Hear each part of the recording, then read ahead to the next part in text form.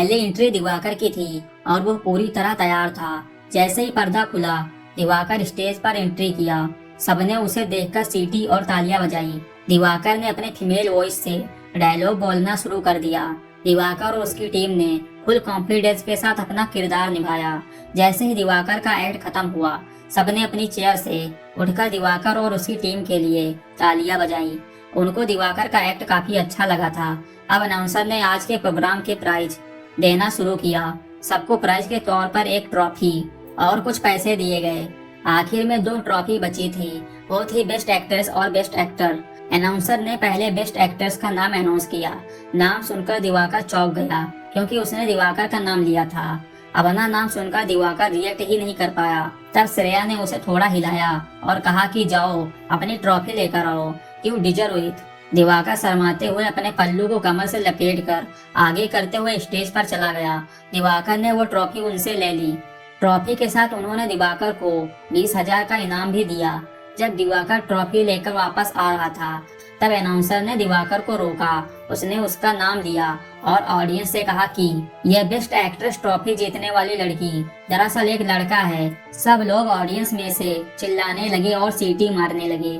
किसी को भी यकीन नहीं हो रहा था कि इतनी सुंदर दिखने वाली और लड़कियों की तरह बर्ताव करने वाली लड़की एक लड़का है। दरअसल उनको कंफ्यूजन हो गया था दिवाकर के नाम से, क्योंकि दिवाकर का नाम किरण है, जिससे पता नहीं चलता कि यह लड़की का नाम है या लड़के का। जब दिवाकर का फंक्शन खत्म हुआ, तब बहुत सारे लोग उससे मिलने के लिए बैक स्टेज आ गए। उनमें दिवाकर के क्लासमेट और उनके पेरेंट्स थे। सब दिवाकर को उसके रोल के लिए अप्रिशिएट कर रहे थे। फंक्शन खत्म होने के बाद जिसने डांस, एक्ट और सिंगिंग में पार्टिसिपेट किया था, उन्हें 1 कप चाय और खाने के लिए वड़ा पाव दिया गया। सब फंक्शन में आए लोग वापस जाने लगे। उनके साथ दिवाकर के दोनों दोस्त भी चले गए और दिवाकर, श्रेया और नीला तीनों अपने रूम में आ गए कपड़े बदलने के लिए। दिवाकर ने अपनी चाय टेबल पर रख दी और नीचे रखे अपने बैग में से कपड़े निकालने के लिए बैग खोला। तभी बाई मिस्टेक नीला का हाथ दिवाकर की चाय कप को लगा और वो सीधे दिवाकर के लड़कों वाले कपड़ों पे गिर गई। पूरे कपड़े चाय की वजह से खराब हो गए थे। दिवाकर ने उससे कहा, यह क्या किया नीला, अब मैं क्या पहनूंगा? बिना लड़कों के कपड़ों के मैं कैसे घर जाऊंगा? श्रेया दिवाकर के पास आ गई और बोली, तुम टेंशन मत लो किरण, तुम मेरे साथ मेरे घर चलो। मेरा घर नजदीक में ही है, जहाँ मैं किराए पे अकेली रहती हूँ। दिवाकर बोला, वो तो ठीक है श्रेया, पर मैं तुम्हारे साथ आऊंगा कैसे?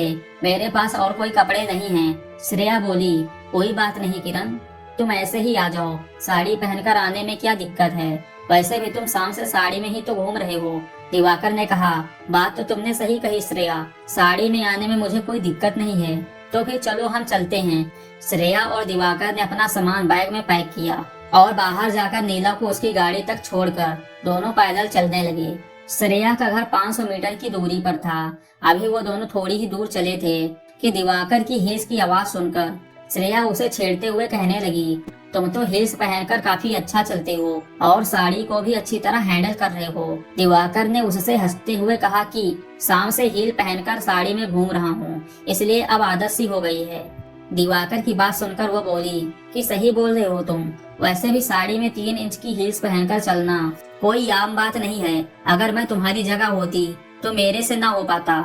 मुझे तुम पर गर्व है, एक लड़का होकर भी तुम लड़की के रोल के लिए मान गए। बात करते करते दोनों आधी दूरी पर आ गए थे। श्रेया दिवाकर से तरह तरह की बातें कर रही थी, पर दिवाकर तो अलग ही ख्यालों में चल रहा था। खुली हवा में रात को साड़ी पहनकर चलना, उस पर टिकटॉक करती उसकी हील्स उसे पागल कर रही थी। दोस्तों, कैसी लगी ये कहानी कमेंट करके जरूर बताइए और इस स्टोरी का अगला पार्ट सुनने के लिए हमारे चैनल को सब्सक्राइब कर लीजिए। Thanks for watching.